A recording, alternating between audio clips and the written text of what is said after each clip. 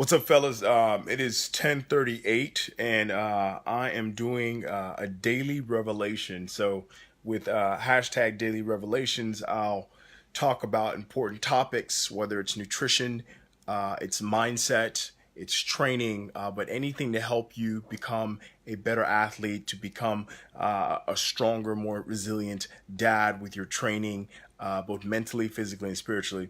So today I wanted to talk about attitude, mindset, and positive self-talk, and all of these things matter in regards to your training. So in regards to attitude, the definition for attitude, so attitude is defined as a settled way of thinking or feeling about someone or something, typically one that is reflected in a person's behavior. And it's pretty interesting. If you ever look at somebody who has a bad attitude while they're working out, nobody really wants to be around them. It kind of pushes you to not want to work out. Your attitude is everything. How you approach your workouts, right? Whether you're smiling or you're dreading it, is actually a huge indicator on whether you're going to be successful in the long term with your training and your fitness regimen. Merriam-Webster's dictionary defines mindset as a mental attitude or inclination, a state of mind. So, therefore, once you have an attitude towards fitness, you can now decide to make it a state of mind, therefore, a mindset. So, we want to think a growth mindset. So, your ability to take what you've learned and apply it with the education that you're going to receive these coming weeks to continue to grow your knowledge base and apply it. So that's what we want to get to, is have this growth mindset with what we're doing. You're not going to have everything figured out. Sometimes it's going to feel like you're drinking gallons of water and it's just coming too much. Do what you can with what you learn. The worst thing you can do is not act, right? The worst thing you can do is not act. The funny thing is, when you're pressed and you continue to work hard and continue to do the things you know to do, that builds a habit, but it also builds a capacity to learn more.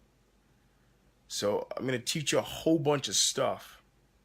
Take it in. But the reason why I'm going to be teaching you a bunch of stuff is because I want to push you to grow in your training, your physicality, spiritually, and also with the mental side of it. I'm going to challenge you, push you to where you get a bunch of information, don't know what to do with it. You know what? That's going to be the standard. Whatever you've done before, I want you to become an open book, because the training, we're going to take it to another level every single month. New habits on top of more habits that you've constantly instilled. In order to get to where you're going to have to do things that you haven't done before. And lastly is the positive self-talk. And I think this is so critical. It's not like that motivational mumbo jumbo that you hear on YouTube channels and videos. But an example of a negative self-talk is whenever you see a workout that I've posted, for example, and you tell yourself, oh man, this is going to suck. You know what? It's going to suck. Instead, what you should tell yourself is, I'm going to crush and dominate this workout. Like, I'm going to be a beast at this workout. Let me teach you an important lesson when it comes to mindset. Your brain does not work off of negation. What does that mean? You cannot not think about something. I'll give you an example. It's called the polar bear effect. So in sports psychology, if someone tells you not to think about a polar bear, what do, right? You think about a polar bear. You might even think about a polar bear with a Coca-Cola bottle in the North Pole or South Pole, right? So don't think about a polar bear.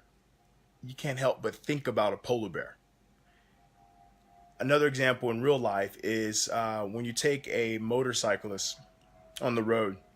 One of the things they teach you whenever you're driving a motorcycle is, if you see an accident, don't look at the accident, because you tend to drift where you focus, right?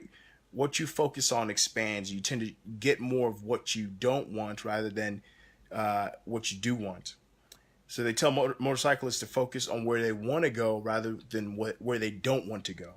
So same thing in regards to your goals, right? The declarations that you're saying to yourself and proclaiming every single day. Look at where you want to go. Look at what you want to achieve.